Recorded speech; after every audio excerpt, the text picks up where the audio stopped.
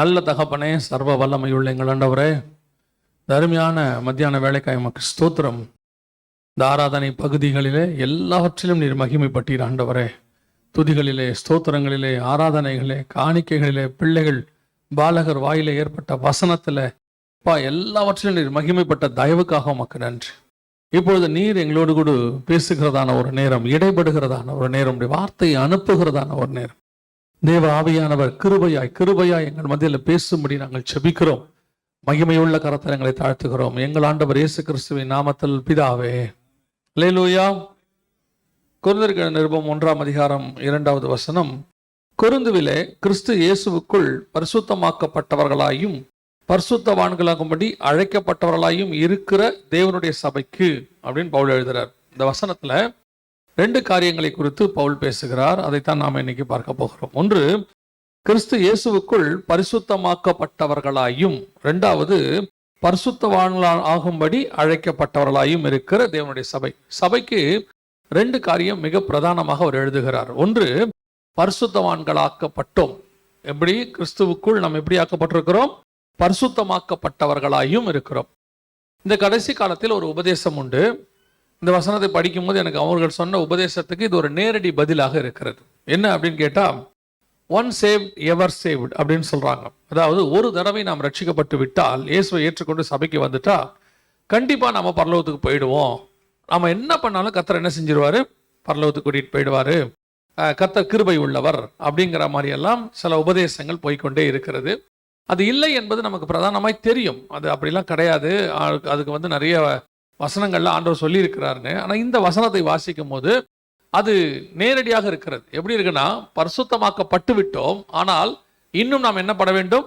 பரிசுத்தவான்களாகும்படி அழைக்கப்பட்டவர்கள். இந்த வசனம் என்ன சொல்லுதுன்னா தெளிவா பார்த்தீங்களா? கொரிந்துவிலே கிறிஸ்து இயேசுவுக்குள் பரிசுத்தமாக்கப்பட்டவர்களாயும், கிறிஸ்துக்குள் நாம் என்னவாயிட்டோம்? பரிசுத்தவான்கள் ஆயிட்டோம், பரிசுத்தமாக்கப்பட்டுட்டோம். கர்த்தர் நம்முடைய பாவங்கள்லாம் மன்னிச்சு பரிசுத்தமாக்கிட்டார். ஆனால் அதோடு கூட அந்த ப்ராசஸ் முடிவடையவில்லை. இப்பவுமே உங்களை கேளுங்க, நீங்க சபைக்கு வந்திருக்கிறீங்கன்னு கேளுங்க. ரட்சிக்கப்பட்டோம், இயேசுவை ஏற்றுக்கொண்டோம், ஞானஸ்நானம் எடுத்தோம், பரிசுத்தாவின் அபிஷேகத்தை பெற்றோம், சபைக்கு வந்திருக்கிறோம். அப்புறம் என்ன செய்வீங்க அப்படின்னா, வருகையில போகிறோம். அது வரைக்கும் என்ன செய்வீங்க அப்படின்னா, நம்மக்கிட்ட ஒரு ஆன்சர் இருக்காது, ப்ராப்பர் ஆன்சர் இருக்காது. நம்ம என்ன செய்வோம்? நாங்கள் இங்கே இருக்கிறோம், இயேசு வர்ற வரைக்கும் சர்ச்சில் இருப்போம். சர்ச்சில் தான் இருப்போம், அதில் மாற்று கருத்து இல்லை. அப்போ எதுக்கு இருக்கிறோம்? எதற்காக அந்த இடத்துல இருக்கிறோம்? இப்போ ஒரு ஹாஸ்பிட்டலுக்கு ஒரு ஆளை கூட்டிகிட்டு போகிறோம். எதுக்கு கூட்டிகிட்டு போகிறீங்க அப்படின்னா, அவர் சுகமாக்குறதுக்காக கூட்டிகிட்டு போகிறோம். சரி, சுகமாயிட்டார், என்ன பண்ணுவீங்க? வீட்டுக்கு கூப்பிட்டு வந்துடுவோம். அதான சொல்லணும். நாங்கள் கொஞ்ச நாளைக்கு அங்கேயே தான் வச்சிருப்போம் அவரை அப்படின்னு நம்ம சொல்லுவோமா? எவ்வளோ சீக்கிரம் வீட்டுக்கு கூப்பிட்டு வர முடியுமோ அவ்வளோ சீக்கிரம் கூட்டிகிட்டு வருவோம். அப்போ சபையில் கர்த்தர் உங்களை வச்சதுக்கான நோக்கம் என்ன? முதலாவது வசனம் சொல்லுது, கிறிஸ்து இயேசுவுக்குள் பரிசுத்தமாக்கப்பட்டவர்களாயும் அப்படின்னு. நாம் கிறிஸ்து இயேசுக்குள்ளே பரிசுத்தமாக்கப்பட்டிருக்கிறோம். இங்க இருக்கிற அத்தனை பேரும் இயேசுவை ஏற்றுக்கொண்டு பாவ மன்னிப்பு பெற்ற அத்தனை பேரும் எதற்காக எப்படி ஆக்கப்பட்டிருக்கிறோம்? பரிசுத்தமாக்கப்பட்டிருக்கிறோம். சோ நம்ம எல்லாருமே த ஹோலி ஒன், அப்படிதான் பைபிள் சொல்லுது, வசனம் சொல்லுது. பரிசுத்தமாக்கப்பட்டிருக்கிறோம். ஆனா எதற்காக பரிசுத்தமாக்கப்பட்டோம்? அதான் கேள்வி. நாம் பரிசுத்தமாக்கப்பட்டதனுடைய நோக்கம் என்ன அப்படின்னு சொல்லும் பொழுது வாசிங்க, எபிரேயர் நிருபம் 9ஆம் அதிகாரம் 23வது வசனம் வாசி. ஆதலால் பரலோகத்தில் உள்ளவைகளுக்கு சாயலானவைகள் இப்படிப்பட்ட பலிகளினாலே சுத்திகரிக்கப்பட வேண்டியதாயிருந்தது. அது எதை பத்தி சொல்றாரு அப்படின்னு கேட்டீங்கன்னா, பரலோகத்தில் உள்ள சாயலானவைகள் அப்படின்னா என்ன அர்த்தம்? ஆசாரிப்பு கூடாரம், அங்க இருக்கக்கூடியதான தட்டுமுட்டு சாமான்கள், அதோடு கூட மனுஷர்கள், பலிபீடத்துக்கு வந்து நிக்கிற மனுஷர்கள், இவங்க அத்தனை பேருமே அது உள்ள இருக்கிறது எல்லாமே சாயல். அதுல என்னது? சாயல், பரலோகத்தினுடைய சாயல். மலையிலே நான் உனக்கு காண்பித்த மாதிரியின்படி கீழே கட்டுவதற்கு எச்சரிக்கையாயிரும். அப்போ அந்த ஆசாரிப்பு கூடாரமா இருக்கட்டும், அது உள்ள இருக்கிற குத்து விளக்கா இருக்கட்டும், மேஜையாக இருக்கட்டும், பரிசுத்த ஸ்தலமா இருக்கட்டும், மகா பரிசுத்தமா இருக்கட்டும், நான் சொல்றது எபிரேயர்ல இருக்குது 9ஆம் அதிகாரத்துல. இது எல்லாமே இப்படிப்பட்ட பலிகளால் சுத்திகரிக்கப்பட வேண்டியதா இருந்தது. சுத்திகரிக்கப்படவே அப்படின்னா என்ன அர்த்தம்? ஆட்டுக்குட்டியின் ரத்தத்தினாலே, கிடாரியினாலே அது எல்லாம் சுத்திகரிக்கப்பட வேண்டியதா இருந்தது. எது? இது மாடல். ஆசாரிப்பு கூடாரம் மாடல். தொடர்ந்து வாசிங்க. பரலோகத்தில் உள்ளவைகளோ இவைகளிலும் விசேஷித்த பலிகளாலே சுத்திகரிக்கப்பட வேண்டியதாமே. அப்படின்னா என்ன அர்த்தம்? நீங்களும் நான் தான் பரலோகத்தில் உள்ளவைகள். இது எல்லாமே கீழே உள்ளது எல்லாமே நம்முடைய மாடல். பரலோகம் எப்படி இருக்கும்? கிருபா சிங்காசனம் இருக்கும், ஆசாரிப்பு கூடாரத்துல கிருபாசனம் இருக்கும், அங்கே கேருபீன்கள் இருப்பாங்க, உள்ள கேருபீன்கள் இருக்கும், இயேசு கிறிஸ்து இருப்பாரு, உடன்படிக்கை பெட்டி இருக்கும், அப்படியே வந்தீங்கன்னா வெளியே கண்ணாடி கடல், வெண்கல தொட்டி, அப்படியே வந்தா பலிபீடம், பூமி. இது எல்லாத்தினுடைய மாடல். இது எல்லாமே என்னன்னா ஹெவனுடைய மாடல். அப்ப அந்த பரலோகத்தினுடைய மாடலா இருக்கிற இந்த ஆசாரிப்பு கூடாரத்தையும் அதுல உள்ளதையும் சில காரியங்களாலே சுத்திகரிக்கப்பட வேண்டி இருந்தது, சில ரத்தத்தாலே. அதுவே பழுதற்ற ஆட்டுக்குட்டியா இருக்கணும், ஊனமில்லாததா இருக்கணும். என்னாகமத்தின் புஸ்தகம் 19ஆம் அதிகாரம் 2வது வசனம் வாசிங்க பார்ப்போம். கர்த்தர் கற்பித்த நியம பிரமாணமாவது பழுதற்றதும் ஊனமில்லாததும் நுகத்தடிக்கு உட்படாததுமாகிய சிவப்பான ஒரு கிடாரியை உன்னிடத்தில் கொண்டு வரும்படி இஸ்ரவேல் புத்திரருக்குச் சொல்லுங்கள். இந்த வசனம் என்ன சொல்லுது? பழுதற்றதும் ஊனமில்லாததும் நுகத்தடிக்கு உட்படாததுமாகிய ஒரு சிவப்பான ஒரு கிடாரியை கொண்டு வந்து அதை அடிச்சு சாம்பலாக்கி கரைச்சு ஆசாரியன் மேல பூசணும். எதுக்காக? பரலோகத்தில் மாடலா இருக்கிற இவைகளுக்கே இவ்வளோ இருக்கு. அந்த கிடாரி எப்படி இருக்கணுமா? பழுதுலாம இருக்கணுமா? பழுதுலாம்னா என்ன தெரியுமா? இப்போ எருசலேம்ல பலி செலுத்தத்துக்கு சிவப்பு கிடாரி கொண்டாந்து இருக்கிறாங்க. அந்த சிவப்பு கிடாரிய செக் பண்றதுக்குன்னு ஒரு டீம் இருக்குது. அவங்க எப்படி செக் பண்ணுவாங்கன்னா, ஒரு லென்ஸ் வச்சு செக் பண்ணுவாங்க. எப்படின்னா ஒரு முடியா செக் பண்ணுவாங்க. தலையிலேருந்து கால் வரைக்கும் அது சிவப்பா இருக்கணும்னு இருக்கு. ஒரு முடி கூட வெள்ளையா இருக்கக்கூடாது. சமீபத்தில் கொஞ்ச நாளைக்கு முன்னாடி இன்னொரு கிடாரி எடுத்துட்டு வந்தாங்க. எல்லாம் செக் பண்ணி பார்த்தா கடைசியில் அது கால் கிட்ட ஒயிட் ஆயிருச்சு. உடனே அதை ரிஜெக்ட் பண்ணிட்டாங்க. அப்படியே ஒவ்வொரு முடியா பார்ப்பாங்க, ஒரு முடியா பார்ப்பாங்க. நீங்க அந்த வீடியோ கூட இருக்கு, நீங்க போய் பார்க்கலாம். அந்த ரபிமார்கள் வந்து 4 பேர் 4 பக்கமா சுத்தி அதோடைய ஒரு முடியா செக் பண்ணுவாங்க. பழுதற்றதும் ஊனமில்லாததும் நுகத்தடிக்கு உட்படாததும் ஆகிய இந்த மரலோகத்தின் சாயலா இருக்கக்கூடிய இந்த தேவாலயத்தில் இருக்கக்கூடிய ஆசாரியனையும் அங்க இருக்கக்கூடியதான பொருட்களையும் அங்க வரக்கூடிய ஜனங்களையும் சுத்திகரிப்பதற்கு இவ்வளவு பெரியதான ஒரு ப்ரொசீஜர் இருக்குமானால், அதோடைய ஒரிஜினல், பரலோகத்துடைய ஒரிஜினல் யாரு? நீங்களும் நானும். பரலோகம் தான் ஒரிஜினல். அதுலதான் நீங்க நானும் இருக்க போகிறோம். அதுல மகாபிரதான ஆசாரியர் இயேசு கிறிஸ்து. அப்ப நீங்களும் நானும் அதோடு கூட இருக்க போறவங்க. அப்ப நமக்கு தொடர்ந்து வாசிங்க பாப்போம் அந்த 9ஆம் அதிகாரம். ஆதலால் பரலோகத்தில் உள்ளவைகளுக்குச் சாயலானவைகள் இப்படிப்பட்ட பலிகளினாலே சுத்திகரிக்கப்பட வேண்டியதாயிருந்தது. பரலோகத்தில் உள்ளவைகளோ இவைகளிலும் விசேஷித்த பலிகளாலே சுத்திகரிக்கப்பட வேண்டியதாமே. பூமியில இருக்கிற இதுக்கே இவ்வளவு பெரிய ப்ரொசீஜர்னா, நான் என்ன செய்யப்பட போறேன்? பரலோகத்துல கொண்டு போய் இந்த பாத்திரத்தை வைக்க போறேன். நாம் தான் கனமான செய்யப்பட்ட பாத்திரம். அப்ப நீங்க நடந்த அந்த பாத்திரங்கள் நம்மளை கொண்டு போய் கர்த்தர் எங்க வைக்க போறாரு? பரலோகத்துல வைக்க போறாரு. அப்படின்னா அது அதை விட விசேஷமான பலியில சுத்திகரிக்கப்பட வேண்டும். நீங்களும் பரிசுத்தமாக்கப்பட்டிருக்கிறோன்ற ஒரே வார்த்தை இருக்குது. அந்த வார்த்தைக்கு பின்னாடி சாதாரணமான விஷயம் இல்ல. நீங்களும் எதற்காக பரிசுத்தமாக்கப்பட்டோம்? பரலோகத்தில் இருப்பதற்காக இயேசு கிறிஸ்துவின் ரத்தத்தாலே சுத்திகரிக்கப்பட்டோம். இப்ப இந்த இயேசு கிறிஸ்துவின் ரத்தத்தாலே கழுவப்பட்டோங்கிறது ரொம்ப சர்வசாதாரணமா இருக்குது. ரொம்ப ஈஸியா சொல்லிட்டு போறோம். பாவரிக்கை பண்ணி இயேசு ரத்தத்தாலே கழுவணும், ஆண்டவர் பாவத்தை மன்னிச்சாரு. உண்மை, மாற்று கருத்து இல்ல. ஆனா எதுக்காக? பரலோகத்துல போய் ஒரிஜினலா பிதாவாக. இன்னொரு வசனத்துக்கு வாசிங்க, வெளிப்படுத்தின விசேஷம் 1ஆம் அதிகாரம் 6வது வசனத்தை வாசிங்க பாப்போம். வெளிப்படுத்தல் 1:6 வாசிங்க பாப்போம். நம்மிடத்தில் அன்பு கூர்ந்து தமது இரத்தத்தினாலே நம்முடைய பாவங்களற நம்மை கழுவி தம்முடைய பிதாவாகிய தேவனுக்கு முன்பாக நம்மை ராஜாக்களும் ஆசாரியர்களுமாக்கின அவருக்கு மகிமையும் வல்லமையும் என்றென்றைக்கும் உண்டாயிருப்பதாக. ஆமென். அப்போ பரலோகத்துல போய் நம்ம எங்க நிக்க போறோம்? பிதாவாகிய தேவனுக்கு முன்பாக அங்க கொண்டு போய் நிக்க வைக்க போறார். அப்படி நிற்கிறதுக்கு உங்களை என்னையும் விசேஷித்த ரத்தத்தால கழுவி கொண்டு வந்து சர்ச்சுக்குள்ள வச்சிருக்கிறாரு. இந்த சபைக்கு கர்த்தர் சொல்ற வார்த்தை என்ன? உன்னை இயேசு கிறிஸ்துவின் ரத்தத்தால கழுவி வேறு பிரிக்கப்பட்டு சர்ச்சுக்குள்ள கொண்டாந்துருக்கிறனே. என்ன நோக்கத்துக்காக? ஏதோ பரலோகத்துக்கு கூட்டு போறன்ற ஒரே வார்த்தை இல்ல. அதுக்கு பின்னாடி என்ன இருக்குது? நீ விசேஷமாய் சுத்திகரிக்கப்பட்டாய், இயேசு கிறிஸ்துவின் ரத்தத்தாலே கழுவப்பட்டாய். எதற்காக? பிதாவாகிய தேவனுக்கு முன்பாக போய் நிற்பதற்கு, ராஜாக்களும் ஆசாரியனுமாய் கொண்டு போய் நிறுத்துறதுக்கு. அப்படின்னா ஃபர்ஸ்ட் ப்ராசஸ். அவருடைய ரத்தத்தால கழுவினதுக்கான நோக்கம் என்ன? நான் ரட்சிக்கப்பட்டு கிறிஸ்தவன் ஆகிறேன், எனக்கு கிறிஸ்தவன் ஆக்குறாங்க, மன நிர்வாகம் பண்றாங்க இல்ல. இந்த ஒரே ஒரு ரத்தத்துக்கு மட்டும்தான் உங்களை பரலோகத்துக்கு கூட்டிட்டு போகிறதான உத்தரவாதம் இருக்கிறது. மத்த எல்லா ஆடு மாடு பலிகள் எல்லாம் வேணா செலுத்தலாம், சிவப்பு கிடாரி செலுத்தலாம், பஸ்கா ஆட்டுக்குட்டி செலுத்தலாம், எதை வேணா செலுத்தலாம். அது எல்லாமே மாடல்.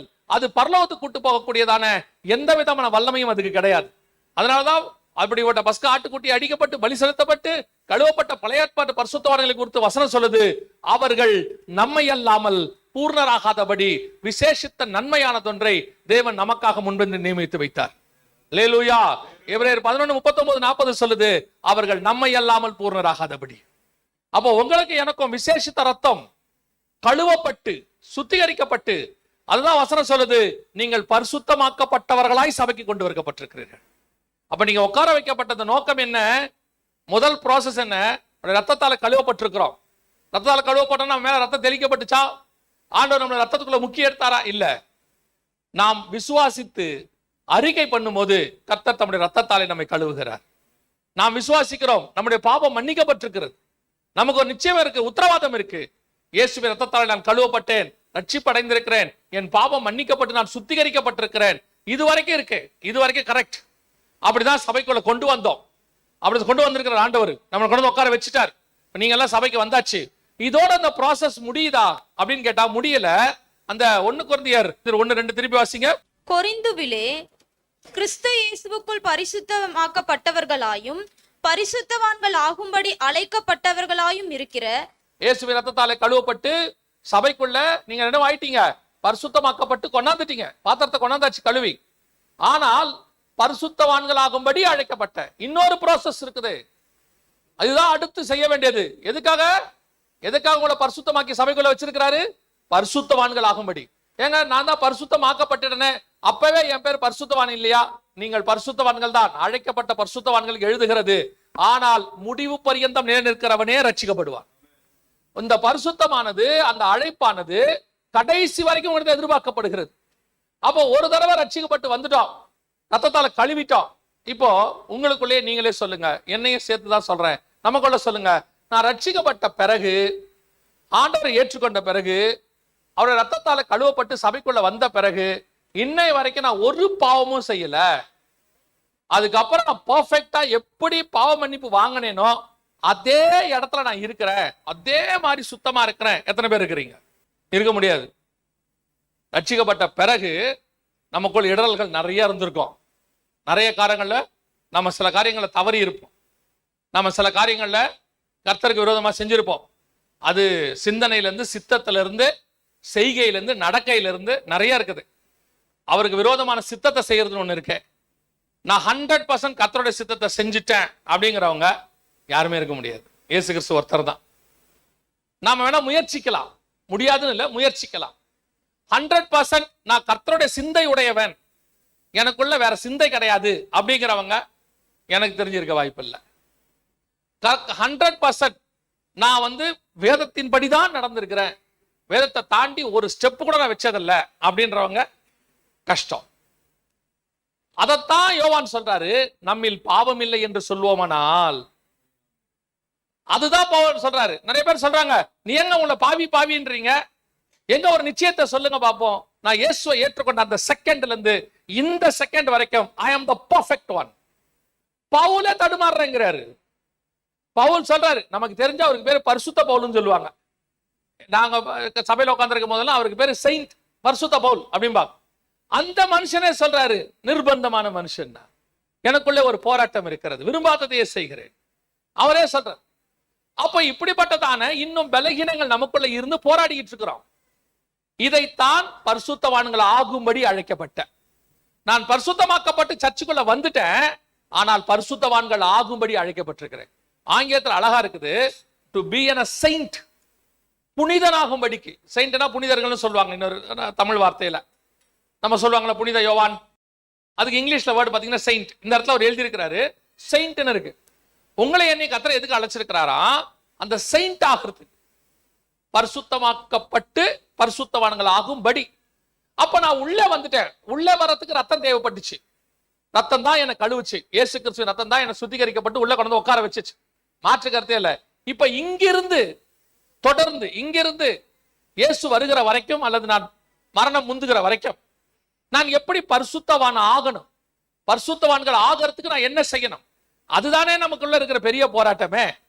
அப்ப அந்த பரிசுத்தவான்களுக்கு என்ன செய்யணும் அப்படின்னா, அடுத்த ஒரு காரியத்தை இயேசு சொல்றாரு. வாசிங்க, யோவான் எழுதின சுவிசேஷம் 15ஆம் அதிகாரம் 3வது வசனம் வாசி. நான் உங்களுக்கு சொன்ன உபதேசத்தினாலே நீங்கள் இப்பொழுதே சுத்தமாய் இருக்கிறீர்கள். இரண்டாவது, நீங்க ரத்தத்தாலே கழுவப்பட்டு சபைக்குள்ள வந்தாச்சு. சபைக்குள்ள வச்ச உங்களை சுத்தம் பண்றதுக்கு கர்த்தர் யூஸ் பண்ற அடுத்த மெத்தட் என்னது? இப்பொழுது நான் உங்களுக்கு சொன்ன உபதேசத்தினாலே நீங்கள் இப்பொழுதே சுத்தமாய் இருக்கிறீர்கள். இப்பொழுதே சுத்தமாய் இருக்கிறீர்கள் அப்படின்னா என்ன அர்த்தம்? இவெல்லாம் யாரு? இந்த 12 பேர் யாரு? இயேசு கிறிஸ்துவாக எல்லாத்தையும் விட்டுட்டு பின்னாடி வந்தவங்க. இயேசு கிறிஸ்துவோட 3 வருஷம் டிராவல் பண்ணவங்க. 3.5 வருஷம். இயேசு கிறிஸ்து இப்போ மரணத்துக்கு நேராக போற இடத்துக்கு வந்துட்டாரு. கல்வாரிக்கு போறதுக்கு முன்னாடி இந்த கான்வர்சேஷன் நடக்குது. அந்த இடத்துல வரும்போது இயேசு சொல்றாரு, அவன் ஏற்கனவே மீனை விட்டுட்டு வந்தவன், ஏற்கனவே எல்லாத்தையும் விட்டு பின்பற்றினவன், அவரோடு கூட மரிக்கும்படி போவோம் தோமா சொல்றாரு. அப்படிப்பட்டதான அந்த சீஷர்களை பார்த்து கர்த்தர் சொல்றாரு, இப்பொழுது நான் சொன்ன உபதேசத்தினாலே நீங்கள் என்னவாய் இருக்கிறீர்கள்? சுத்தமாய் இருக்கிறீர்கள். இதான் ரொம்ப முக்கியம். சபைக்குள்ள வந்தாச்சு, கழுவப்பட்டாச்சு. ஆனா ரத்தத்தால கழுவப்பட்டுட்ட நிச்சயம் இருக்கு. ஆனால் தொடர்ந்து என் ரட்சிப்பு பூரணப்படும்படிக்கு முடிவு பரியந்தம் நிலைநிற்கிறவனே. அப்ப அந்த ரட்சிப்பு பூரணப்படுவதற்கு அடுத்த ப்ராசஸ், அடுத்து செய்ய வேண்டியது என்ன தெரியுமா? உங்களுக்கு கொடுக்கப்படுகிற உபதேசத்தினாலே நீங்கள் சுத்தமாய் கொண்டே இருக்கணும். அதுக்குதான் உங்களுக்கு வார ஆவியானவர் என்ன பண்றாரு? உங்களுக்கு வசனத்தை கொடுத்துக்கிட்டே இருக்கிறார். ஆவியானவர் உங்களுக்கு வசனத்தை கொடுத்து அந்த வசனம் உங்களை என்ன செய்யுது? சுத்தமாக்குதுன்னு வசனம் சொல்லுது. சுத்தமாக்குதா? அப்ப அது சுத்தமாக்குதுன்னா என்ன பண்ணணும்? அந்த சுத்தமாக்கத்துக்கு, அந்த வசனம் சுத்தமாக்கத்துக்கு உங்களை விட்டு கொடுக்கணும். உட்கார்ந்து ஆவியானவர் சொல்லுகிறதை, சபைகளுக்கு சொல்லுகிறதை காது உள்ளவன் கேட்க கடவன். அப்ப சபைக்கு சொல்றத உட்கார்ந்து சபை கேட்கணும் இல்லை? ஏன்னா பரிசுத்தவான்கள் ஆகும்படிக்கு சபைக்கு தான் சொல்றாரு. கொரிந்தியர்கள் எழுதும்போது சொல்றாரு, பரிசுத்தவான்கள் ஆகும்படி அழைக்கப்பட்டவர்களுமா இருக்கிற தேவனுடைய சபைக்கு. அப்ப சபை இரண்டாவது சுத்திகரிக்கிற ப்ராசஸ். முதல் ப்ராசஸ் இயேசுவின் ரத்தத்தால கழுவப்பட்டு வெளியே இருந்த உங்களை உள்ள கூட்டு வந்துட்டார். அப்ப உள்ள கூட்டு வந்த உங்களை அடுத்து இன்னும் ஒரு ப்ராசஸ் இருக்கு, சுத்திகரிக்கிற ப்ராசஸ். அது எது? அவருடைய உபதேசத்தினாலே நீங்கள் சுத்தமாவீர்கள். அப்ப சபை வேற எதாலையும் சுத்தமாக்கப்படாது, கிரியையினால் அல்ல. சபை வசனத்தினாலே தான் சுத்தமாக்கப்படும். அப்ப வசனத்தை எவ்வளவு சபை சுத்திகரிப்புக்கு ஒப்பு கொடுக்குதோ. நாங்க சமீபத்துல இந்த கண்ணாடி செய்யறதுக்காக பாரிஸ்ல ஒரு இடத்துக்கு போயிருந்தோம். அந்த கண்ணாடி செய்யற இடத்துல உள்ளவங்க ஒரு பிலிவர், அவங்க வந்து சொன்னாங்க, பாஸ்டர் பாருங்க இந்த ப்ராசஸ் எப்படி இருக்குன்னு வந்து உள்ள பாருங்க. பொதுவாக அதெல்லாம் அலோவ் பண்ண மாட்டாங்க. இப்போ நாங்க போனப்போ அவங்க சொன்னாங்க, வாங்க பாஸ்டர் பாருங்க இந்த ப்ராசஸ் பாருங்க எப்படி செய்யறாங்கன்ட்டு. இப்போ நம்ம கண்ணாடியை ரவுண்டா பாக்குறோம், இந்த மாதிரிலாம் பாக்குறோம்ல, எல்லாரும் கண்ணாடி போட்டுருக்கிறவங்க எல்லாம். ஆனா அந்த கண்ணாடி அப்படி இருக்காது. இந்த கண்ணாடி முதல்ல இருக்கும்போது அப்படி இருக்கவே இருக்காது. அது நல்லா தடியா வரும் கண்ணாடி, நல்லா தடியா ஒரு கண்ணாடி வரும். அதை என்ன பண்ணுவாங்கன்னா, ஒவ்வொரு ப்ராசஸ் இருக்கு அதுக்கு. நம்ம கிட்ட வந்து பவர் கரெக்ட் ஆகி கண்ணு செக் பண்ணி நல்லா இருக்குதுன்னு சொல்றோம்ல, போட்டு பார்த்துட்டு இந்த ஃப்ரேம் ஒண்ணுமே கிடையாது. தெரியுமா உங்களுக்கு? உள்ள இருக்க கண்ணாடி தான் விஷயம். நமக்கு கண்ணாடி பத்தி ஒண்ணுமே தெரியாது, ஃப்ரேம் பத்தி ஒன்று தான் தெரியும். நம்ம போய் பார்க்கறதே ஃப்ரேம் நல்லா இருக்கா, மெல்லிசா இருக்கா, கருப்பா இருக்கா, பிரவுனா இருக்கா, சதுரமா இருக்கா, இந்த ஃப்ரேம் கண்ணு முகத்துக்கு நல்லா இருக்கா. நீ என்ன வேணா நல்லா போட்டு உள்ள பவர் போச்சுன்னா கதை முடிஞ்சு. சிலருக்குலாம் கண்ணாடி போட்டவொடனே மேடு மாதிரி தெரியும் அப்படியே கீழே. ஃபர்ஸ்ட் கண்ணாடி போட்டோன்னா நமக்கு என்ன தெரியும்?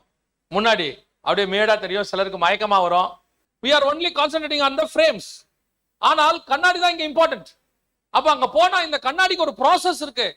அது வர ஷேப்ல அது இல்ல, இந்த ஷேப்ல அது வரல, அது தடியா வருது. அதை போட்டு தேய்க்கிறாங்க, உருமாத்துறாங்க. அதுக்கப்புறம் ஒரு லோஷன் இருக்கு, அது உள்ள போட்டு எடுக்கிறாங்க. அப்படியே சூடா என்னென்னமோ சொன்னாங்க, அது பேர்ல நமக்கு டெக்னிக்கல் நேம் சொன்னாங்க, நமக்கு தெரியல. எல்லாத்தையும் போட்டு முடிச்சு எல்லாம் எடுத்து வந்தா இப்படி வருது. அதே ப்ராசஸ் அங்க பார்க்கும்போது நான் கண்டுபிடிச்சது ஒண்ணு என்னன்னா, அதே ப்ராசஸ் ஸ்பிரிச்சுவாலிட்டியிலும் இருக்குது. அந்த கண்ணாடியை முதல்ல கொண்டு வந்து என்ன பண்றாங்க, ஒரு சொல்யூஷன் கூட தான் போட்டு எடுக்கிறாங்க. அதே மாதிரி உங்களை எண்ணியும் முதல்ல கொண்டு வந்து ஒரு தண்ணி கூட தான் முக்கி எடுத்தாங்க. அந்த சொல்யூஷன் தான் ஞானசானம். எடுத்த பிறகு ஒரு நல்ல சூடான ஒரு இதுக்குள்ள போடுறாங்க, போட்டு அதுல ஒரு பிரஷரை கொடுத்து எல்லாம் செய்யறாங்க. அதான் பரிசுத்த ஆவியானவர் அடுத்து உள்ளுக்குள்ள வந்து ஆவியானவர் நம்மளை திருத்துறது. இது ரெண்டாவது ப்ராசஸ். அப்ப சர்ச்சுக்குள்ள வந்த பிறகு உங்களை ரத்தத்தால சுத்திகரிச்சு உள்ள கொண்டு வந்த பிறகு உங்களுக்கு ஒரு ப்ராசஸ் இருக்குது. என்ன ப்ராசஸ்? அவருடைய வசனத்தினாலே சுத்திகரிக்கிற ப்ராசஸ். அந்த வசனத்தை நீங்க கேட்க கேட்க கேட்க இப்பொழுது என் உபதேசத்தினாலே நீங்கள் சுத்தமாக இருக்கிறீர்கள். ஆனா இங்க வந்து என்ன பிரச்சனை? நீங்க வந்து வசனத்தை கேட்டீங்களாங்கிறது தான் பிரச்சனை. உங்களை எதுக்கு கர்த்தர் உள்ள கூட்டு வந்தாருன்னா, அந்த உபதேசத்தினாலே சுத்தமாக்குவதற்கு. ஒரு வாரம் முழுக்க உலகத்துல இருந்திருக்கிறீங்க. நீங்க நார்மலா போய் பாருங்க, சும்மா நம்ம ஊர்ல எல்லாம் போய் பாருங்க, ரோட்ல போய் பாருங்க, ஆட்டோமேட்டிக்கா வெளியே வரும்போது சட்டை அழுக்காயிடும். பெரும்பாலும் நம்ம வெள்ளை சட்டை போடுறது இல்ல, ஞாயிற்றுக்கிழமை ஒரு நாள் மட்டும்தான் போடுறோம். எதுக்காகனா, நீங்க என்ன சட்டை போட்டாலும் நம்ம ஊருடைய கணக்குக்கு அது மஞ்சள் சட்டையா மாறிடும், டஸ்டா மாறிடும். அப்படிதானே? அப்போ அந்த உலகத்துக்குள்ள போயிட்டு வரும்போது ஒரு சட்டை அழுக்காகிற மாதிரி நம்முடைய ஆத்மாவும் என்ன ஆகுது? அநேக மனுஷரோட பழகும் போது, ஆபீஸ்ல உட்காரும் போது, சிலர்லாம் பாத்தீங்கன்னா இங்க நல்ல சோத்திரம் பிரைஸ் தி லார்ட் அல்லேலூயா தான், ஆனா வேலை ஸ்தலத்துக்கு போனா அவனுங்கிட்ட பிரைஸ் தி லார்டே பேச முடியாது. நல்ல நல்ல பிரதர் தான் அவர் நல்ல பிரதர், மாற்றுக்கிறதே கிடையாது. ஆனா வரவன் அவரை பேச வைப்பான். அப்படியே ஒரு கோபம் ஒண்ணு வரும் பாருங்க, பழைய மனுஷன் அப்படியே ஒண்ணு எட்டி பாப்பாப்ல. அப்புறம் அதுக்கு ஒரு காரணம் ஒண்ணு சொல்லுவாரு, இவனுங்கிட்ட எல்லாம் இப்படி இருந்தாதான் வேலை வாங்க முடியும், இல்லைன்னா வேலை நடக்காது அப்படின்னு நம்ம ஒன்று சொல்லிக்கிறோம்ல. ஆக்சுவலா அதுக்காக ஆண்டவர் அழைக்கல, நம்மளை பரிசுத்தவான்களபடி அழைத்தார். ஆனா உலகம் என்ன பண்ணுது? உங்களை பாவியா மாத்துது. அப்ப நீங்க போயிட்டு வரும்போது இந்த இடம் என்ன இடம்னா, உபதேசத்தினாலே உங்களை சுத்தமாக்குகிற இடம், உங்களை சுத்திகரிச்சு வெளியே அனுப்புற இடம். அந்த ஒரு வாரம் நீங்க ஆகிட்டு வந்ததை, இங்க இருக்கிற ஆராதனை, இங்க இருக்கிற செய்தி, இங்க கொடுக்கக்கூடியதான வார்த்தைகள், அது உங்களை சுத்தமாக்கும். திருப்பி அடுத்த ஒரு வாரம் உங்களை ஸ்ட்ராங்கா வைக்கிறதுக்கு இந்த உபதேசம் தான் போதுமானதாக இருக்கு. அதுக்கு தான் ஆண்டவர் சர்ச் வச்சிருக்கிறாரு. இன்னைக்கு பிசாசு பண்ண பெரிய வேலையில ஒண்ணு என்னன்னா, இதான் ப்ராசஸ். எது ப்ராசஸ்? சுத்திகரிக்கிறது தான் சபையோடைய வேலை. உங்களை பரிசுத்தவான்களாகும்படி அழைக்கப்பட்டது. அழகா பிசாசு ஒண்ணு பண்ணான். இந்த கடைசி காலத்துல உள்ள சபைகள்ல அவன் ஃபர்ஸ்ட் கை வச்சது, பாடுறியா நல்லா பாடு, மியூசிக் போடுறியா நல்லா மியூசிக் போடு, ஆராதனை 1.5 மணி நேரம் செலுத்து, ஒன்னும் பிரச்சனை இல்லை, அது வான்னு போட்டா. அப்புறம் அனௌன்ஸ்மெண்ட் 1/2 மணி நேரம் கொடு, வார்த்தை 20 மினிட்ஸ், வார்த்தை 15 நிமிஷம். அவன் பண்ண ஒரே வேலை, ஆராதனை இல்லைன்னு சொல்லல, ஆராதனையில வார்த்தையை குறைச்சான். வந்த ஜனங்களை சுத்திகரிக்காம வெளியே அனுப்பினா உன் ஆராதனை விருதா. நீங்க ஒரு லாண்டரி கடையில துணியை போடுறீங்க, கொடுத்தா மாதிரியே அழுக்கா துணி வந்தா போட்டதுக்கு என்ன பிரயோஜனம்? ஒரு அயன் கடையில துணி கொடுக்குறீங்க, அதே சுருக்கத்தோட வந்தா அவன்கிட்ட கொடுத்ததுக்கு என்ன பிரயோஜனம்? ஒரு விசுவாசி சபைக்குள்ள வந்துட்டு சுத்திகரிக்கப்படாம வெளியே போனா அந்த விசுவாசி சபைக்குள்ள வந்ததுக்கு என்ன பிரயோஜனம்? வேஸ்ட். அதே தான் இன்னைக்கு சபை செஞ்சுக்கிட்டு இருக்கு. உலகளாவிய சபைகளுக்கு ஒரு பெருமை கடைசி காலத்துல பிசாசு அழகா கொண்டு பெருமையை போட்டான். எவ்வளவு பேரு சர்ச்சுக்கு வந்தாங்கன்றது முக்கியம் கிடையாது, எவ்வளவு பேரு சபையில இருந்து பரலோகத்துக்கு வந்தாங்கன்றதுதான் முக்கியம். என் சபையில 50,000 பேர் இருக்கான்றது பெரிய பெருமை கிடையாது, அது டேஞ்சர், தெரியுமா? அது டேஞ்சர். இப்ப நீங்க பாருங்க, கவர்மெண்ட் ஸ்கூல்ல ஒரு கிளாஸுக்கு 30 பசங்க 20 பசங்க தான் இருக்கும். டிஓ ஆபீசர் வருவாரு, டிஸ்ட்ரிக்ட் எஜுகேஷன் ஆபீசர். அந்த 30 பேரோட ரிப்போர்ட் தான் கேட்பாரு. அவ்வளவுதானே கேட்பாரு. அந்த கிளாஸ்ல எவ்வளவு இருக்காங்களோ அவ்வளவுதான் கேட்பாரு. இந்த 30 பேரோட ரிப்போர்ட்டை கொடு அப்படிம்பாரு. 30 பேர் ரிப்போர்ட், 30 பேருக்கு டெஸ்ட், 30 பேருக்கு எக்ஸாம், 30 பேருக்கு ரிசல்ட். முடியும் போது கேட்பாங்க என்ன ஆச்சு. அதுல அந்த கவர்மெண்ட் ஸ்கூல் டீச்சர்ஸ்க்கு ஒரு பெரிய சந்தோஷம், என் ஸ்கூல்ல 100% பாஸ், அவங்களுக்கு சந்தோஷம் பெருசு. ஆனா பிரைவேட் ஸ்கூலுக்கு போய் பாருங்க, ஒவ்வொரு கிளாஸ்லயும் 50 பேர், 100 பேர், 1500 பேர், 2000 பேர், பெரிய ஸ்கூல் எல்லாம் கட்டுறான். அவனை பொறுத்த வரைக்கும் என்ன தெரியுமா? 100% பாஸ் வரணும். அப்படி 1500 பேர் இருந்தா கவர்மெண்ட் எவ்வளவு பேருக்கு கணக்கு கேட்கும்? 1500 பேருக்கு கேட்கும். 30 பேர் இருந்தா எவ்வளவு கேட்கும்? 30 பேர் கேட்கும். அதே மாதிரிதான் எவ்வளவு பேர் விசுவாசி இருக்கிறாங்களோ அவ்வளவு பேர் கணக்க பரலோகம் கேட்கும். எங்கிட்ட 500 இருந்தா கணக்கு கொடுக்கிறது ஈஸி, 5000 இருந்தா கஷ்டம், 50,000 இருந்தா முடியாது, 5 லட்சம் ஃபெயில். சபையினுடைய மாடல் என்ன தெரியும் செய்யுமா? மேய்ப்பன் சத்தத்துக்கு ஆடுகள் கீழ்ப்படியும், என் ஆடுகள் என் சத்தத்தை கேட்கும், என் சத்தம் தெரியும். இன்னைக்கு சபைகள் சுத்திகரிக்கிற ஸ்தலமா இல்லை, சபைகள் என்டர்டைன்மெண்ட் பிளேஸ். சபைகள் என்னது? களியாட்டத்தினுடைய இடம். வந்து பாடுறது, ஆடுறது, குதிக்கிறது, பெர்ஃபார்மன்ஸ் இருக்குது, அவுட்டிங் இருக்குது, நல்ல ஜாலியா இருக்குது, எல்லாம் இருக்குது. சுத்திகரிப்பீங்க. உட்கார்ந்து வசனம் கேட்கறதுக்கு எங்க இருக்கு? முதல்ல வசனம் எங்க இருக்கு? காரணம் என்ன? இங்கே வசனத்தினால் சுத்திகரிப்பு இல்லை. சபை இட்ஸ் an entertainment place மாறிடுச்சு. அப்ப உள்ள வந்தவன் அப்படியே வெளியே போறான். என்னடா பேசினாரு பாஸ்டர்? என்னவோ பேசினார், நல்லா இருந்துச்சு. கடைசி வரைக்கும் அவர் என்ன பேசினாரு அவனுக்கு தெரியல. நல்லா தெரிஞ்சுக்கொள்ளுங்க, சபை என்பது கதை கேட்கிற இடம் அல்ல. ஓமை தேவை, ஆனால் ஓமை அல்ல. ஓமையை பார்க்கலாம் அதில் உள்ள ரகசியமே முக்கியம். சபை என்பது சுத்திகரிக்கிற ஸ்தலம். விசுவாசிகளுக்கு சொல்றேன், இங்க வந்துட்டு போகும்போது ஏதோ ஒரு பிக்னிக்கு வந்துட்டு போற மாதிரி போக கூடாது. நீங்கள் பரிசுத்தமாக்கப்பட்டீர்கள், ஆனால் இன்னும் பரிசுத்தவான்கள் ஆகவில்லை. செயின்ட் ஆஃப் மாரன் பைபிள் சொல்லுது. அப்போ அவருடைய வசனத்தினாலே சுத்திகரிக்கப்பட்டவர்களாய் இருந்தால்தான் சபை பரிசுத்தவான்களை 2வது ஸ்தலத்துக்கு போகும். அல்லேலூயா. சரி, இது போதுமா? இதோட முடிச்சிடலாமா அப்படின்னு கேட்டா இல்ல. பைபிள் இன்னும் ஒண்ணு சொல்லுது. வாசிங்க. பரிசுத்தவான்களாகும்படி அழைக்கப்படுவதற்கு என்ன செய்யணும் அப்படின்னா, எசேக்கியேல் புஸ்தகம் 36ஆம் அதிகாரம் 25வது வசனத்துல வாசி. அப்பொழுது நான் உங்கள் மேல் சுத்தமான ஜலம் தெளிப்பேன். நான் உங்களுடைய எல்லா அசுத்தங்களையும் உங்களுடைய எல்லா நரகலான விக்கிரகங்களையும் நீக்கி உங்களை சுத்தமாக்குவேன். நீங்கள் சுத்தமாவீர்கள். இந்த சுத்தமாகறதுக்கு கர்த்தர் அடுத்து செய்யறது என்ன தெரியுமா? உங்கள் மேல் சுத்தமான ஜலம் தெளிப்பேன். இந்த வசனத்தை உலகத்திலேயே தப்பா புரிஞ்சுக்கிட்டு ஒரு பெரிய கூட்டம் இதை ஃபாலோ பண்ணிட்டு இருக்கு. நீங்கள் சுத்தமாவதற்கு எதை தெளிப்பேன்? அதுல வந்ததுதான் தெளிப்பு ஞானசானம். அதுல வந்ததா என்ன ஞானசானம்? தெளிப்பு ஞானசானம். தலையில தண்ணி தெளிச்சுட்டா என்ன ஆயிடுவாங்க? சுத்தம். ஏன்னா இயேசு சொல்லி, ஆண்டவர் சொல்லியிருக்கிறாரே, உங்கள் மேல் நான் சுத்தமான ஜலம் தெளிப்பேன். சரி, அதை நீங்க அப்படியே எடுத்துக்கிறீங்கன்னா தொடர்ந்து வாசிங்க, அந்த வசனத்தை திருப்பி வாசிங்க. அப்பொழுது நான் உங்கள் மேல் சுத்தமான ஜலம் தெளிப்பேன். நான் உங்களுடைய எல்லா அசுத்தங்களையும் உங்களுடைய எல்லா நரகலான விக்கிரகங்களையும் நீக்கி. தெளிக்கிற இடத்துல இருக்கிற விக்கிரத்தை தூக்கிடுவாங்களா? இங்க சொல்றது தெளிப்பு ஞானசானமே இல்ல. முதல்ல இங்க பேசுறது வேற விஷயத்தை பத்தி ஆண்டவர் பேசிட்டு இருக்கிறார். இன்னைக்கு சுத்தமாக்குறதுக்காக தண்ணி தெளிச்சா, அப்போ அந்த தண்ணி தெளிக்கிற ஆட்கள் என்ன செய்யணும்? விக்கிரகத்தையும் தூக்கணும். இங்க வசனம் இங்க எசேக்கியேல் 35 36 சொல்றது தெளிப்பு ஞானஸ்தானத்தை குறித்து அல்ல. அதான் இவங்க மூல வசனமா வச்சிருக்காங்க. நான் தெளிப்பேன், அப்பொழுது நீங்கள் சொஸ்தமாவீர்கள், சுத்தமாவீர்கள். அது அல்ல. அதுக்கு அர்த்த வசனம் வாசிங்க.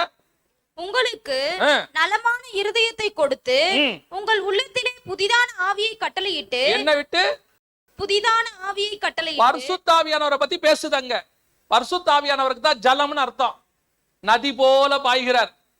வசனம் தெரியல உங்களுக்கு? கணுக்கால் அளவு, முழங்கால் அளவு, இடுப்பு அளவு. நான் என்ன செய்வேன்? உங்க மேல பரிசுத்த ஆவியை ஊதுவேன். பரிசுத்த ஆவியானவர் உங்கள் மேல் இறங்குவார். அக்கினிமயமான நாவுகள் இறங்கும்னு சொன்னார் பாருங்க, அந்த மாதிரி இறங்குவார். அப்பொழுது நீங்கள் சுத்தமான ஆவி உடையவர்களாய் மாறுவீர்கள். இதுக்கு ஒத்த வசனம் புதிய ஏற்பாட்டுல பவுல் எழுதுறார். வாசிங்க, எபேசியருக்கு நிருபம் 5ஆம் அதிகாரம் 26 வாசிங்க. தாம் அதை திருவசனத்தை கொண்டு தண்ணீர் முழுக்கினால் சுத்திகரித்து பரிசுத்தமாக்குகிறதற்கு கலை திரை முதலானவைகள் ஒன்றும் இல்லாத பரிசுத்தமும் பிழையற்றதுமான மகிமையுள்ள சபையாக அதை தமக்கு முன் நிறுத்திக் கொள்வதற்கும் தம்மை தாமே அதற்காக ஒப்பு கொடுத்தார். இந்த வசனத்துல இந்த செய்தியோட எல்லா பாயிண்டும் இருக்கும். இப்ப நம்ம எடுக்கிற எல்லா பாயிண்டும் இந்த ஒரே வசனத்துல இருக்கும். எபேசியர் 5:26 வசனம் சொல்லுது, அவர் தம்மை ஒப்பு கொடுத்து சபையை நிலைநிறுத்தினார். அதான் ரத்தத்தால கழுவினார்.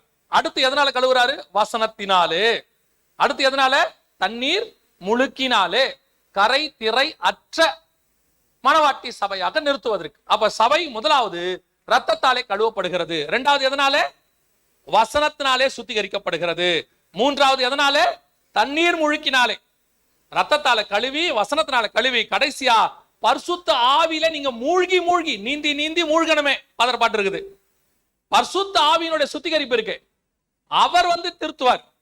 பல நேரங்களில பரிசுத்த ஆவியானவர் சபைகளுக்கு சொல்லுகிறதை காதுள்ளவன், ஆனா இங்க கேட்கறது இல்ல.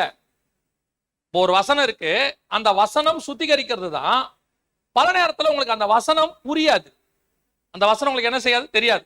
ஒரு சில நேரத்துல சிலருக்கு வசனம் படிக்க தெரியாது, எழுத படிக்கவே தெரியாது. அப்படிப்பட்ட அத்தனை பேருக்கும் சபைக்குள்ள வச்சு ஆவியானவர் என்ன பண்றாரு தெரியுமா? அவர் பேசுகிறார், அவர் சுத்திகரிக்கிறார். ஆவியானவர் சொல்லுகிறத நீங்க கேட்டீங்கன்னா நீங்கள் சுத்தமாவீர்கள். இயேசு சொல்றாரு, நான் போய் உங்களுக்கு என்னத்தை அனுப்புவேன்? பரிசுத்த ஆவியை அனுப்புவேன். அவர் பாவத்தை குறித்தும் நீதியை குறித்தும் நியாய தீர்ப்பை குறித்தும் கண்டித்து உணர்த்துவார். அப்ப அடுத்து நீங்கள் வசனம் வந்துருச்சு, வசனம் சுத்திகரிக்கும். வசனத்துக்கு அடுத்த இன்னொரு சுத்திகரிப்பு இருக்குது. நீங்க வசனத்தை கேட்டுட்டீங்க, சர்ச்சில் பேசிட்டாங்க, ஆனா அந்த வசனம் உங்களுக்குள்ள கிரியை செய்ய வைக்கிறது யார் தெரியுமா? பரிசுத்த ஆவியானவர். அவர் தான் உதவி செய்கிறவராக இருக்கிறார். நம்முடைய பலவீனங்களிலே அவருடைய பலன் பூரணமா விளங்குது. எல்லாம் நிறைய பேட்ட பிரச்சனை என்ன தெரியுமா? எனக்கு சத்தியம் தெரியுது, சத்தியம் கேட்கிறாங்க, சத்தியம் இருக்கு சபையில, நிறைய சபைகள் இருக்கு. அங்க இருக்கிறவங்க ஏன் பலவீனமா இருக்கிறாங்க? அங்க இருக்க சபைகள்ல ஏன் பலகீனம் இருக்கு அப்படின்னா, அவங்க லைஃப்ல ஆவியானவர் கிரியை செய்யறதுக்கு இடம் கொடுக்கறது இல்ல. வசனம் வந்துடுது, வசனம் கேட்டுறீங்க, அந்த வசனத்தை ஆவியானவர் உங்களுக்குள்ளே கிரியை செய்ய இடம் கொடுக்குறீங்களா? ஆவியானவருக்கு இம்பார்ட்டன்ஸ் கொடுக்குறீங்களான்னா அங்கதான் இங்க பிரச்சனையா இருக்குது. இப்போ வசனம் கேட்டு போயாச்சு, போகும்போதே ஆவியானவர் எங்க பேசுறது? இங்க போகும்போதே நான் வந்து நீங்க இதுல தப்பான விஷயத்த பாக்குறீங்கன்னு சொல்லல, அதை புரிஞ்சுக்கோங்க. நீங்க தப்பான விஷயத்த பாக்குறீங்கன்னே சொல்லல. ஆவியானவருக்கு பிரியமில்லாத விஷயத்த பாக்குறீங்க. ஆவியானவருக்கு எது பிரியம்? இப்போ உங்களை நம்ம ஒரு உதாரணத்துக்கு சொல்றேன். நம்மளுக்கு கெட்ட வார்த்தைனா என்ன? இப்போ நமக்கு கெட்ட வார்த்தைனா ஒண்ணு இருக்குல்ல உலக பிரகாரமா, ஆனா ஆவியானவருக்கு கெட்ட வார்த்தைனா அது இல்ல. அவர் சொல்றாரு, பக்தி விருத்திக்கு ஏதுவான நல்ல வார்த்தைகளையே பேசுங்கள். அப்ப கெட்ட வார்த்தைனா என்னன்னா, உலகத்தான் பேசுறது அதெல்லாம் கெட்ட வார்த்தை. பக்தி விருத்திக்கு ஏதுவல்லாத வார்த்தையை பேசுறமே, அதுவே அவருக்கு கெட்ட வார்த்தைன்னு இருக்குது. இப்படி யோசிச்சு பாருங்க. எத்தனை பேர் ஒரு ஜேர்னி போறீங்க, ஒரு டிராவல், ஒரு 3 மணி நேரம் 4 மணி நேரம் யாரோ ஒருத்தரோட போறீங்க. எவ்வளவு பக்தி விருத்திக்கு ஏதுவா பேசியிருப்பீங்க? எவ்வளவு பேசியிருப்பீங்க? எத்தனை பேர் பக்தி விருத்திக்கு ஏதுவா உங்க டிராவல்ல பேசுவீங்க சொல்லுங்க. அதே மாதிரி தான் ஆவிக்குரிய வாழ்க்கையிலும் சரி, நம்ம எப்பவுமே என்ன செய்யணும் அப்படின்னா, தேவையானதுக்கு மட்டும்தான் பேசணும். தேவையானதுக்கு என்ன செய்யக்கூடாது? ஆவியானவர் சொல்றாரு, அதுலயும் பக்தி விருத்திக்கு ஏதுவானது மட்டும்தான் பேசணும். வேற எதையும் என்ன செய்யக்கூடாது? பேசக்கூடாது. இப்ப நம்ம அப்படி செஞ்சுட்டு இருக்கிறோமா? பக்தி விருத்திக்கு ஏதுவானதை மட்டும் பேசுறோமா? இன்னைக்கு ஆகாத சம்பாஷணைகள் நல்லொழுக்கத்தை என்ன செய்யுமா? கெடுக்கும். அப்படியே ஆகாத சம்பாஷணைகள் நல்லொழுக்கத்தை கெடுக்கும். அதே தான் உங்களுக்கு சொல்றேன், கவனிங்க. பரிசுத்த ஆவியானவர் உங்ககிட்ட பேசும்போது அவருக்கு இடம் கொடுக்கணும். பரிசுத்த ஆவியானவர் உள்ளே வரும்போது இடம் கொடுக்கணும். அவர் வந்து உங்களை சுத்திகரிக்கணும். அப்ப அவருக்கு நீங்க கொஞ்சம் இடம் கொடுக்கணும்ல. வசனம் கேட்கறதுனால மட்டும் நீங்கள் சுத்திகரிக்கப்பட்டீங்கன்னா இல்ல. வசனம் வரும். வாலிபன் எதனால் தன் வழியை சுத்தம் பண்ணுவான்? கர்த்தருடைய வசனத்தின்படி தன்னை. ஆனால் ஆவியானவர் தான் பலப்படுத்துகிறவர். நம்ம பாவத்தை விட நம்முடைய மாம்சம் இல்ல இருக்குல்ல, அந்த பாவம் எல்லாம் பெருசு. அதை ஜெயிக்கிற வல்லமை ஆவியானவர்கிட்ட தான் இருக்குது. அவர் தான் நமக்கு துணை செய்கிறவர். அப்போ சபை சுத்திகரிக்கப்படுவதற்கு 3வது மிக முக்கியமானது என்னது? பரிசுத்த ஆவியானவர். அதனாலதான் நம்ம ஆவிக்குரிய சபைன்னு சொல்றோம். பல இடங்கள்ல சபைகளை நீங்க போய் பாத்தீங்கன்னு சொன்னா, ஆண்டவர் இருக்கிறாரு, பைபிள் இருக்கு, எல்லாம் இருக்கு, ஆவியானவர் இல்ல. ஆவியானவர் இல்லாததுனால சபை பூர்ணமாகுதல் இல்லை. சபை என்ன ஆக மாட்டேங்குது? பரிசுத்தமாக மாட்டேங்குது. குடிக்கிறவன், சிகரெட் பிடிக்கிறவன் எல்லாம் அங்க சகஜமா இருக்குது. கேட்டா சொல்றாங்க, பண்டிகைக்கு குடிக்கிறது ஒண்ணும் தப்பு இல்லைங்க, பண்டிகைக்கு அத்தனை பேர் என்ன பண்ணிட்டு வரான்? குடிச்சிட்டு வரான். ஆனா இங்க பாருங்க, ஆவியானவர் அதை கண்டித்து உணர்த்துகிறார். குடிக்க கூடாது, சிகரெட் பிடிக்க கூடாது, இப்படிலாம் செய்யக்கூடாது. இதை கண்டித்து, அந்த கண்டித்தல் யார் செய்வா? ஆவியானவர் செய்வார். அதுக்கு நீங்கள் செய்ய வேண்டிய 3வது மிக முக்கியமான விஷயம், பரிசுத்த ஆவியானவருக்கு என்ன கொடுக்கணும்? இடம் கொடுக்கணும். இடம் கொடுத்து அவர் சுத்திகரிக்கிறது உங்க வாழ்க்கையை கொடுக்கணும். அதுக்குதான் எங்களுக்கு ஆரம்பத்தில் என்ன சொல்லி கொடுப்பாங்க அப்படின்னு சொல்லி கேட்டீங்கன்னா, சர்ச்சுக்கு போகும்போது டெய்லி ஜெபம் பண்ணணும்னு சொல்லி கொடுப்பாங்க. எங்க சபையில டெய்லி ஜெபம் இருக்கும் 7 to 8. அதே நேரத்தில் எங்களுக்கு என்ன சொல்லுவாங்கன்னா, தனி ஜெபம்னு ஒன்று இருக்கணும்பாங்க. ஆரம்பத்தில் எங்க 3 பேர் நாங்கள் இருப்போம் நண்பர்கள், 3 பேரும் ஆண்டவரை ஏற்றுக்கொண்டவங்க. டெய்லி 1 மணி நேரம் ஜெபம் பண்ணுவோம். ஆண்டவருக்கு தெரியும், காலேஜ் எல்லாருமே காலேஜ் போறவங்க. 3 பேரும் உட்காந்து டெய்லி 1 மணி நேரம் ஜெபம் பண்ணுவோம். அது எங்களை ஆவிக்குரிய வாழ்க்கைக்கு மிகுந்த பிரயோஜனமா இருந்துச்சு. அந்த வாலிப பிராயத்துல உலகத்தை ஜெயிக்கிறதுக்கும் ஆண்டவருக்குள்ள ஸ்திரப்படுறதுக்கு, இன்னும் சபையில கொடுக்குற வசனத்தை ஃபாலோ பண்றதுக்கு, அந்த ஆவியில நிறைஞ்சு 1 மணி நேரம் ஜெபம் பண்றோம்ல, அது மிகுந்த பிரயோஜனமா இருக்கும். இன்னைக்கு நம்ம என்ன நினைக்கிறோம்? சர்ச்சுக்கு வந்துட்டு போறோம், ஞாயிற்றுக்கிழமை ஒரு நாள் வந்துட்டு போயாச்சுன்னா நம்முடைய தானே ஆவிக்குரிய கடமை நிறைவேறிடுச்சு அப்படின்னு நினைக்கிறோம். ஆனா இல்ல, உங்க வாழ்க்கையில ஆவியானவருக்கு இடம் கொடுக்கணும். உங்களுக்கும் ஆவியானவருக்கும் மனுஷன் தொடர்பு இல்லாம ஒரு 1 மணி நேரமாவது டெய்லி இருக்கணும். நீங்களும் ஆவியானவரும் உட்காந்து ஒரு 1 மணி நேரம் உட்காந்து நல்லா ஜெபம் பண்ணி பாருங்க.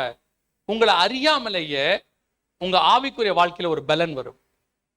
எப்படிங்க வரும் அப்படின்னா, பாருங்க, நீங்க ரொம்ப வீக்கா போய் ஹாஸ்பிட்டல்ல படுக்கிறீங்க, அவ்வளவுதான், மயக்கம் அடிச்சிட்டீங்க, உங்களை கொண்டு படுக்க வச்சுட்டாங்க.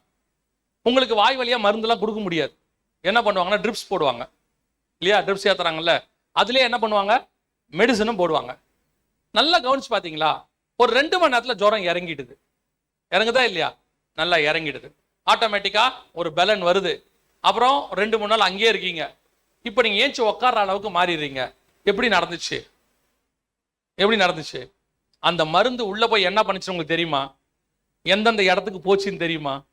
அந்த மருந்துல இருக்கிறதான அந்த கெமிக்கலோ அல்லது காரியங்களோ உங்க உடம்புக்குள்ள எந்தெந்த கிடைச்சு போது தெரியுமா? தெரியாது. உள்ள போச்சு, அது போய் வேலை செய்து அதோடையதான ரியாக்ஷன் வெளியே தெரியுது. படுத்திருந்த நீங்க ஏஞ்சி உட்கார்ற அளவுக்கு வந்துட்டீங்க. இப்ப வீட்டுக்கு போக சொல்றாங்க. போகும்போது சொல்லுவாங்க, இன்னென்ன டயட் கொடுங்க. இந்த டயட்டை நீங்க டெய்லி ஒரு வாரம் கரெக்டா சாப்பிடுவீங்க, மாத்திரை போடுவீங்க. நல்லா கவனிச்சு பாருங்க, அப்படியே உங்களுடையதான உடம்பு நல்லா தேறிக்கிட்டே வரும். இப்ப அந்த சாப்பாடு உள்ள போய் என்ன பண்ணுச்சு தெரியுமா? அந்த மருந்து என்ன பண்ணுச்சு தெரியுமா? தெரியாது. அதை நீங்க எடுக்க எடுக்க இங்கே உங்க சரீரம் பலப்படுது. அதே மாதிரிதான் நீங்கள் வேத வசனத்தை வாசிக்க வாசிக்க, டெய்லி ஆவியில நிறைஞ்சு ஜெபிக்க ஜெபிக்க ஜெபிக்க, ஆட்டோமேட்டிக்கா உங்கள் ஆத்மா பலனடைய தொடங்கும். உங்க ஆவியில ஒரு களி கூறுதல் வரும். அது எப்படிங்க வெளியே தெரியாது? தெரியும். எப்படி உள்ள மருந்து போனா வெளியே பலன் தெரியுதோ, அதே மாதிரிதான் உள்ளுக்குள்ள ஆவியானவர் ஸ்திரப்பட ஸ்திரப்பட ஸ்திரப்பட, வசனம் உங்களுக்குள்ள ஊற ஊற ஊற உங்களுடைய ஆவிக்குரிய வாழ்க்கை ஜெயம் பெறுகிறது நீங்கள் பார்ப்பீர்கள். நீங்க எதுல தோத்துக்கிட்டு இருந்தீங்களோ அதுல ஜெயிப்பீங்க. எதுல விழுந்துகிட்டு இருந்தீங்களோ அதை ஜெயிப்பீங்க. எதை விட முடியாதுன்னீங்களோ அதை விட்டு இருப்பீங்க. அதுக்கு ஆவியானவர் உங்களுக்குள்ள வரத்துக்கு நீங்க இடம் கொடுக்கணும்ல. அந்த இடம் கொடுக்கறதுக்கு ஒரு மணி நேரமாவது வேணாமா? டாக்டர் சொல்றாரு 3 நாள் ஐசியூல வைங்கன்றாரு. அப்பதான் காப்பாற்ற முடியுங்கிறாரு. நீங்க 1 மணி நேரம் ஆண்டவரோட இருங்க, டெய்லி இருங்க. அந்த 1 மணி நேரம் ஆண்டவரை தவிர வேற யாருக்கும் இல்லைன்னு வைங்க. நான் ஆவியானவருடைய துணையோட சொல்றேன், நான் பலப்படுத்தினால சொல்றேன், உங்க ஆவிக்குரிய வாழ்க்கைய பலப்படுத்தி உயர்த்தி சுத்திகரித்து பரிசுத்தவான்கள் ஆகும்படி ஆவியானவர் உங்களை மாத்துவார். அது நடக்கும், கண்டிப்பா நடக்கும். ஆனா நீங்க அந்த 1 மணி நேரத்தை கொடுக்காம, இது எப்படி இருக்கு தெரியுமா? சில ஆட்கள்லாம் வீட்டுல இந்த சகோதரிமார்கள்லாம் நல்லா வேலை செய்வாங்க, சாப்பிட மாட்டாங்க பாருங்க. அப்புறம் நல்லா வேலை பார்த்துக்கிட்டே இருப்பாங்க. அப்பெல்லாம் துணி துவச்சு பாத்திரம் வேலைக்கு அதை பண்ணி இதை பண்ணி வீட்டு வேலையை பார்த்து சில வெளியில வேலைக்கு போவாங்க. பார்த்தா அப்படியே மயக்கடிச்ச மாதிரி வந்து உட்காருவாங்க. என்னன்னா காலிலேருந்து சாப்பிடல மறந்துட்டேம்பாங்க. சாப்பிட்றது என்ன பண்ணுவாங்க? மறந்துடுவாங்க. ஆனா சாப்பிட்றத விட்ட உடனே ஆட்டோமேட்டிக்கா என்ன ஆகுது? பாடி வீக் ஆகுது. அதே மாதிரிதான் உங்களை அறியாமலேயே நீங்கள் ஜெபிக்காமல் இருக்க இருக்க, வேத வசனத்தை வாசிக்காமல் இருக்க இருக்க இருக்க உங்கள் ஆத்மா பலவீனப்பட்டுக்கிட்டே போகும். நீங்கள் ஒரு நாள் பாவத்தில் விழுகிறதில்லை, அது ஒரு ப்ராசஸ். நீங்கள் பலப்படப்பட உங்களுக்குள்ள இருந்து ஆவியானவர் உங்களை சுத்திகரிச்சுக்கிட்டே இருப்பார், சுத்தமாக்கிட்டே இருப்பார். உலகத்தில் உள்ள எல்லா பரிசுத்தவான்களும் ஒரு நாள்ல அவங்க பரிசுத்தவானா மாறல, 50 வருஷம் கழிக்கும் போது அவங்க மிகப்பெரிய பரிசுத்தவானா இருக்காங்க. காரணம் என்னன்னா, இந்த 50 வருஷம் அவங்க ஆவியானவர் பலப்படுத்தி பலப்படுத்தி பலப்படுத்தி தேவனோட நடந்து சஞ்சரிச்சு சஞ்சரிச்சு 300 வருஷம் கழிச்சு ஏனோக்கு எடுத்து கொள்ளப்பட்டார். அவர் 300 வருஷத்துக்கு முன்னாடி சஞ்சரிக்க ஆரம்பிச்சிட்டாரு. ஆனா டே 1ல எடுத்துக்கொள்ளப்படல, 300 வருஷம் கழிச்சு எடுத்துக்கொள்ளப்பட. காரணம், அந்த 300 வருஷங்கிறது ஒரு ப்ராசஸ், அது ஒரு ப்ராசஸ். அதே மாதிரிதான் நீங்கள் டெய்லி ஜெபிச்சு ஜெபிச்சு ஜெபிச்சு வேதத்தை வாசிக்கிறது ஒரு மணி நேரம் கர்த்தரோடு கூட, அதை விட்டுறணும். அந்த 1 மணி நேரத்தை ஆண்டவருக்குன்னு விட்டுறணும். அதை எந்த நேரத்துக்கும் மாற்றக்கூடாது. நீங்க செஞ்சு பாருங்க, உங்க ஆவிக்குரிய வாழ்க்கை எப்படி மாறுதுன்னு பாருங்க. உங்களை பரிசுத்தவான்களாக்கும்படி ஆவியானவர் உங்களுக்கு உதவி செய்வார். ஒரு வசனம் வாசிங்க, முடிக்கலாம். 2 கொரிந்தியர் 7ஆம் அதிகாரம் 1வது வசனம் வாசிங்க, முடிக்கலாம். 2 கொரிந்தியர் 7:1 வாசிங்க.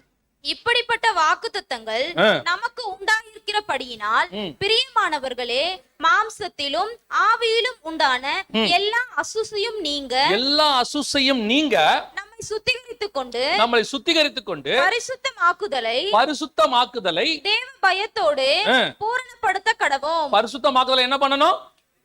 பூரணப்படுத்தணும். அதைத்தான் சொன்னேன். ஒன் சேவ்ட் எவர் சேவ்ட் கிடையாது. ஒரு நாள் ரட்சிக்கப்பட்டா பரலோகத்துக்கு போயிடுவான்னு பைபிள்ல இல்லவே இல்லை. உங்கள் பரிசுத்தமாக்குதல் என்னவாகணும்? பூரணப்படணும். ஒரு நாள் பரிசுத்தமாக்கப்பட்டு சபைக்குள் வந்த நாம் பரிசுத்தவான்கள் ஆகணும். எப்படி ஆகணும்? பூரண பரிசுத்தவான்களை மாறணும். உங்கள் பரிசுத்தம் பூர்ணராகும்படி வாசிங்கம்மா தொடர்ந்து.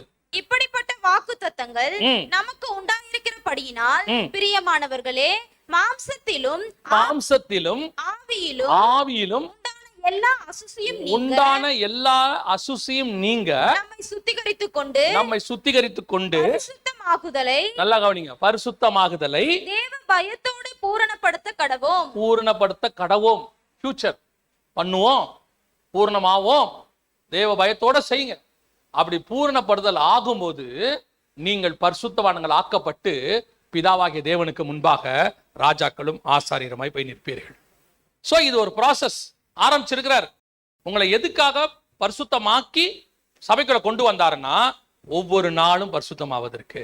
ஒவ்வொரு நாளும் அந்த பரிசுத்தமாகி அதான் பைபிள் வசனம் சொல்லுது, பரிசுத்தம் உள்ளவன் இன்னும் பரிசுத்தமாகட்டும், இன்னும் பரிசுத்தம். எப்படி வரைக்கும்? பூர்ணராகும்படி. பூர்ணம்னா என்ன? பரிசுத்தத்தின் பூரணம் இயேசு. பரிசுத்தத்தின் பூரணம் இயேசு. அவரே சொல்றாரு, நான் பரிசுத்தராய் இருப்பது போல நீங்களும் பரிசுத்தராய் இருங்கள். அந்த பரிசுத்தத்தை நீங்கள் அடைகிற வரைக்கும் பூர்ணராக கடவோம். அதனால்தான் எபிரேயர்ல வாசிக்கிறோம், நாம் பூர்ணராகும்படி கடந்து போவோம். அப்ப இன்னையில இருந்து நமக்கு ஒண்ணு புரியணும். நான் சபைக்கு பரிசுத்தமாகி தான் கொண்டு வந்தார் ஆண்டவர். ஆனா எது கொண்டு வந்தாரு? பரிசுத்தல பூரணமாகி பிதாவுக்கு முன்பாக போய் நிற்பதற்கு. அதுக்கு நான் என்ன செய்யணும்? முதலாவது வசனத்தினாலே கழுவப்பட வேண்டும், சுத்திகரிக்கப்பட வேண்டும். ஒவ்வொரு நாளும் வசனம். இப்போது என் உபதேசத்தினால் நீங்கள் என்னவா இருக்கிறீர்கள்? சுத்தமாக இருக்கிறீர்கள். அடுத்து பரிசுத்த ஆவியினாலே என்ன செய்யப்பட வேண்டும்? சுத்திகரிக்கப்பட வேண்டும், கழுவப்பட வேண்டும். பரிசுத்த ஆவியானவருடைய சத்தத்துக்கு நான் இடம் கொடுக்கணும், பரிசுத்த ஆவியானவருக்கு விட்டு கொடுக்கணும், ஒவ்வொரு நாளும் தேவனோட சஞ்சரிக்கணும், ஆவியானவர் எனக்குள்ள பலப்படுத்தணும். அப்படியே பலப்பட நான் பரிசுத்தத்து மேல் பரிசுத்தம் அடைய தொடங்குவேன். அந்த பரிசுத்தம் பூரணமாகிற இடத்துக்கு வரும். ஒரு நாள் நான் பூர்ணராகி பிதாவாகிய தேவனுக்கு முன்பாக ராஜாக்களும் ஆசாரியருமாய் போய் நிற்க போகிறேன். அல்லேலூயா. இதுதான் ப்ராசஸ். இந்த ப்ராசஸ்ல நீங்க முதல் ஸ்டேஜ் முடிச்சுட்டு உள்ள வந்திருக்கிறீங்க. இன்னும் 2 ஸ்டேஜ் இருக்கு. ஒன்னு வசனம், இன்னொன்னு பரிசுத்த ஆவி. இதுக்கு டெய்லி இடம் கொடுங்க. ஒரு நாள் கிறிஸ்து வரும்போது நாம் அவரை போலவே பரிசுத்தராய் பரலோக ராஜ்யத்தில் இருக்க போகிறோம். அல்லேலூயா. நாம் ஜெபிக்க போகிறோம். எந்திரிக்கலாமா? தேவ சமூகத்துல கரங்களை உயர்த்தி தேவ சமூகத்துல ஒப்பு கொடுப்போமா? ஆண்டவரே, நாங்கள் பூரண பரிசுத்தராகும்படிக்கு விருப்பம் உள்ளவங்க, வாஞ்சை உள்ளவங்க, நான் பிதாவாகிய தேவனுக்கு முன்பாக ராஜாக்களும் ஆசாரியரும் போய் நிக்கணும்னு நினைக்கிறவங்க, நீங்க உலகத்தில் இருக்கும்போது இயேசுவின் ரத்தத்தாலே கழுவப்பட்டு கொண்டு வந்த பட்டீங்க, பரிசுத்தமாக்கப்பட்டுட்டீங்க. இனி பரிசுத்தவான்கள் ஆகும்படி மாறப்போகிறோம். வசனம் சொல்லுது, நம்முடைய பரிசுத்தத்தில் பூரணப்படும்படி நாம் கடந்து போக போகிறோம். வசனத்தினாலும் ஆவியினாலும் நீங்கள் சுத்திகரிக்கப்படுவீர்கள். கர்த்தர் உங்களை சுத்தமாக்குவார். விட்டு கொடுங்க, வசனத்துக்கு இம்பார்ட்டன்ஸ் கொடுங்க. கொடுக்கிற வசனத்துக்கு, பேசுகிற வசனத்துக்கு, ஆவியானவர் இடைபடுற வசனத்துக்கு உங்களை விட்டு கொடுங்க. தினந்தோறும் வசனத்தை தியானிங்க. 2வது, ஆவியானவருக்கு உங்க வாழ்க்கையில இடம் கொடுங்க. டெய்லி ஆவியானவரோட கூட நடங்க.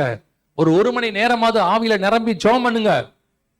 தனி அறையில உங்களுக்கும் ஆவியானவருக்கு நடுவில் யாருக்கும் இடம் கொடுக்காம ஒரு மணி நேரமாவது நீங்களும் ஆவியானவரும் 1 மணி நேரம். ஆவியானவர் உங்களை பலப்படுத்துவார். சில காரியங்களை கண்டித்து உணர்த்துவார். உன் பலவீனங்களிலே அவர் பலப்படுத்துவார். அவர்தான் உங்களை பூரண மனவாட்டியை மாத்தி ராஜாக்கள் கையில் கொண்டு ஒப்படைக்கிறவர்.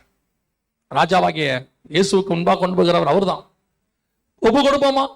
இந்த விருப்பம், வாஞ்ச எனக்கு இருக்கு, ஆண்டவர் என்னோட பேசி இருக்கிறாரு, நான் பூர்ணராகும்படி கடந்து போக போனோம் அப்படி சொல்றவங்க கரங்களை தேவனுக்கு நேராக உயர்த்தி, ஆண்டவரே உடைய கிருபையுள்ள கரத்துல என்னை தாழ்த்துகிறேன், விட்டு கொடுக்கிறேன், ஆண்டவரே என்னை சுத்திகரிங்கப்பா. ஒப்பு கொடுப்போமா? நல்ல தகப்பனே, சர்வ வல்லமையுள்ள ஆண்டவரே, ஆண்டவரே உடைய ரத்தத்தால் கழுவப்பட்டு அழைத்து கொண்டு வரப்பட்ட இந்த பரிசுத்தமாக்கப்பட்ட பரிசுத்தவான்களுக்கு ஆண்டவரே இன்னும் பரிசுத்தமாகுதலை குறித்து, எப்படி பரிசுத்தமாக வேண்டும் என்பதை குறித்து, வசனத்தினாலும் ஆவியினாலும் சுத்திகரிக்கப்பட வேண்டியதை குறித்து, வசனத்தினாலும் ஜலத்தினாலும் மூழ்கப்பட வேண்டியதை குறித்து ஆவியானவர் இடைப்பட்ட தயவுக்காக ஸ்தோத்திரம். இந்த வசனங்கள் 100க்கு 100 பலன் கொடுக்கட்டும், 100க்கு 100 பலன் கொடுக்கட்டும். இந்த வசனத்தை பிசாசானவன் பொறுக்கி போட்டு விடாதபடி கர்த்தர் வேலியடைத்து பாதுகாத்துக் கொள்வீராக. மகிமையுள்ள கரத்தில் தாழ்த்துகிறோம் எங்கள் ஆண்டவர் இயேசு கிறிஸ்துவின் நாமத்தில் பிதாவே.